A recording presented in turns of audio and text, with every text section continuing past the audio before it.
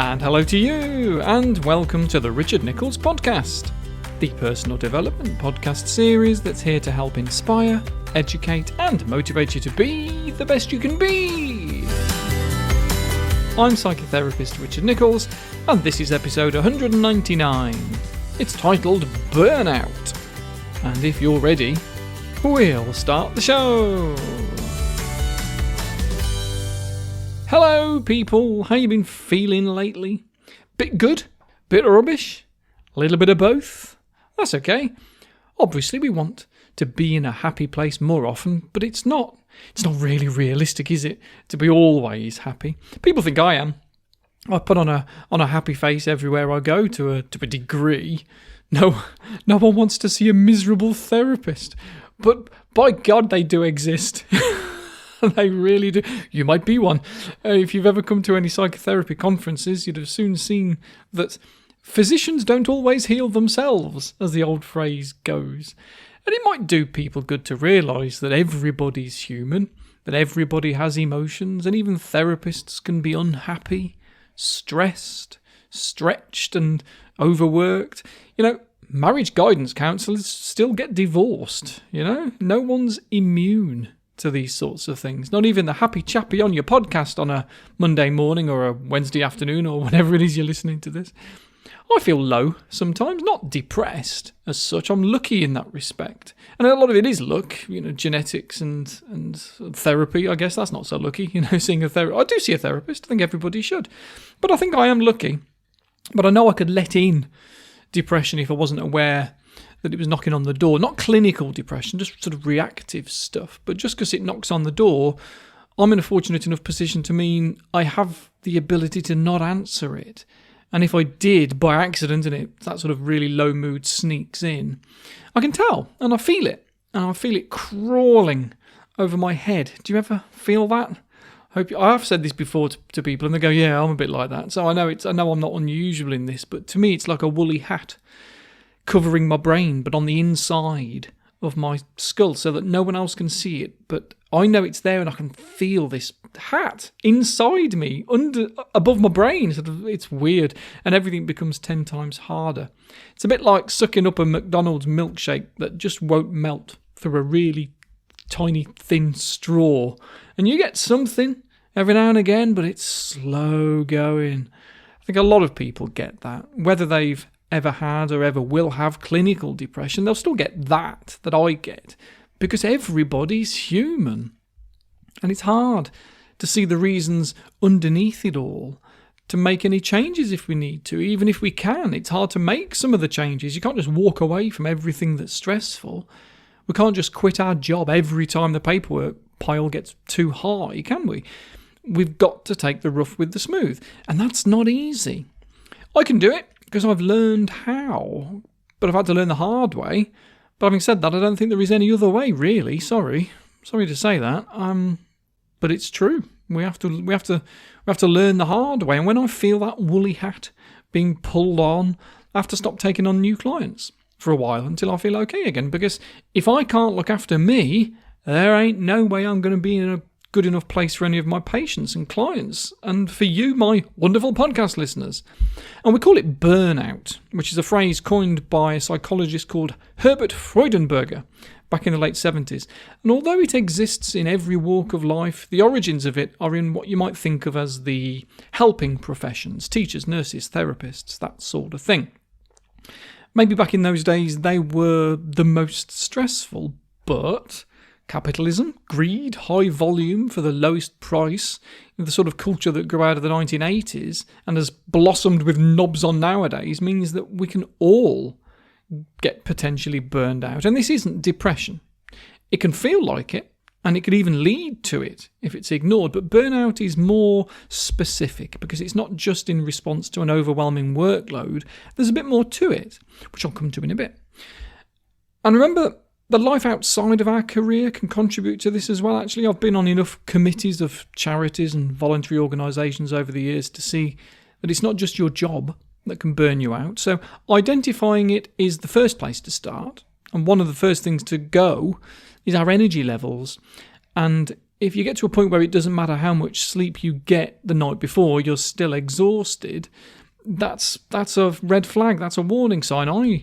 I knew I was in a bad place years ago now, this early 2000s, before I became a full-time therapist, when I was trying to juggle a job as a manager in Birmingham in a civil engineering firm, as well as seeing clients in the evenings and weekends, because it was very early in my career to build up a clinical practice. And I was driving up the M6 from Coventry to Birmingham, heading towards the junction where I have to get off the dreaded spaghetti.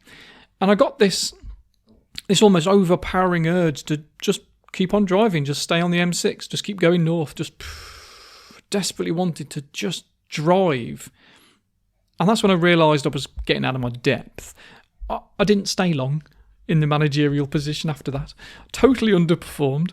My manager said he's never seen anybody get a verbal warning and then a written warning with such acceptance. So I didn't argue about it. I just agreed with everything they said and didn't blame anybody. I just took it, and eventually they made me redundant. And despite it being Christmas at the time, 2001 probably this would have been. 2001, 2002. I was about to get married, so yeah, 2002. I was getting married in the spring and was considering starting a family. And even though I had no proper job, I could not have been happier. Having said that, Grand Theft Auto Vice City had just come out on the PlayStation 2, so that helped.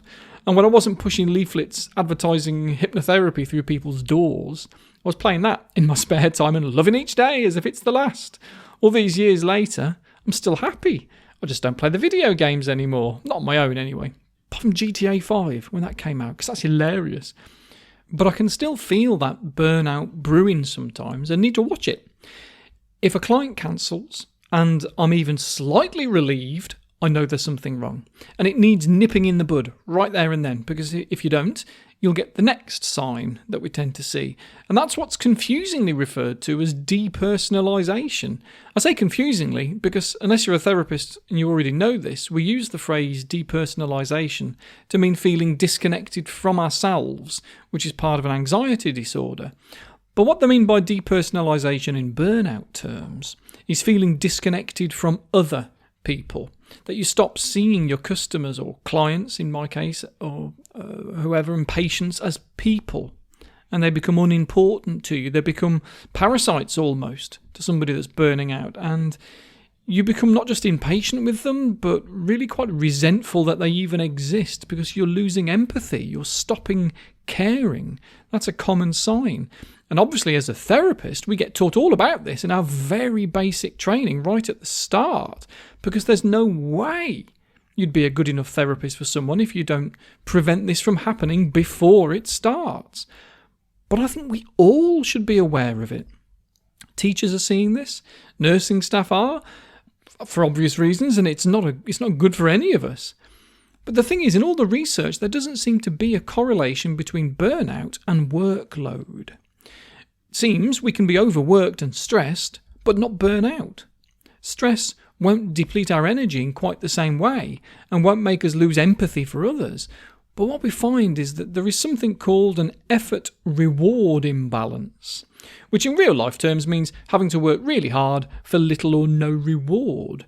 Now, we know from previous studies that that doesn't necessarily mean a financial reward. We can feel rewarded in plenty of other ways if what we do is meaningful or we feel appreciated. That's probably more important than any financial reward, which is why we can be stressed and busy but not burn out if we're getting emotional support. We can look after kids as well as elderly parents and still hold down a job in the middle of everything that's going on around you and not burn out, because these might be stressful things, but if we're lucky, we might still actually want to do those things. So if we're burning out, what can we do about it? Well, first of all, research seems to say the best place to start is to look after your body. I know it's a cliche, but it might be the only part of your life where you're actually having the chance to get respected. And if you're the only one that's actually prepared to respect you, then make sure you do. So look after your body, not just your mind. Make sure you're not drinking too much alcohol or eating too much crap. Make sure you actually take a break. Try not to eat at your desk at work, if that's where you work. Actually leave the space that you work in and take time out, even if it's just for 15 minutes. 15 minutes is always a magical number, I find.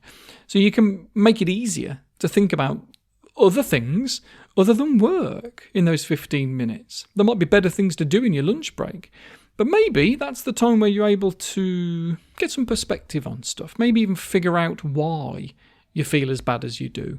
Often there are themes to burnout, common areas that if they were improved would make it okay to tolerate everything else. And it's worth figuring out what that might be so as to try and make some changes. Maybe it's the workload that makes it so hard, this feeling that no matter what you do to the bottom of the work pile, there's always something else being piled onto the top that makes it feel as if there's no end in sight, no moments of feeling as if you're up to date.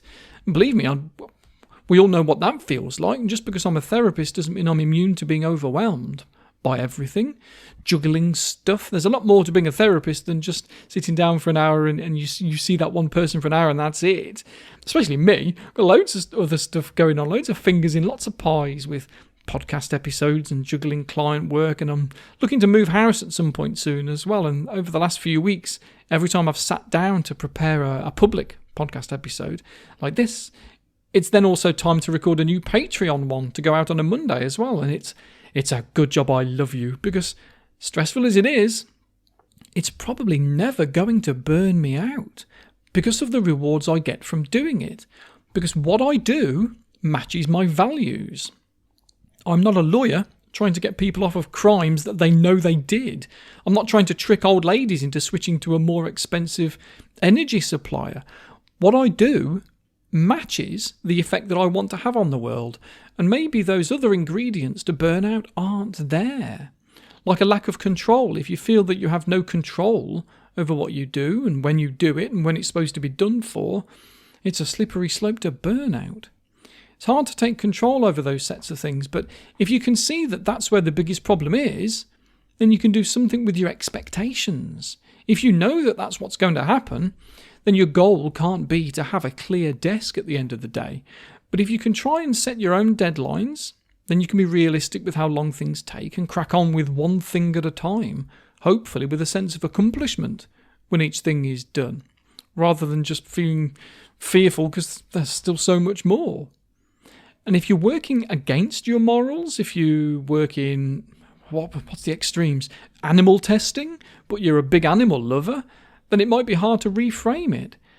But even in that situation, isn't it nicer that somebody who works in animal testing actually supports the welfare of the animals rather than some Nazi who couldn't care?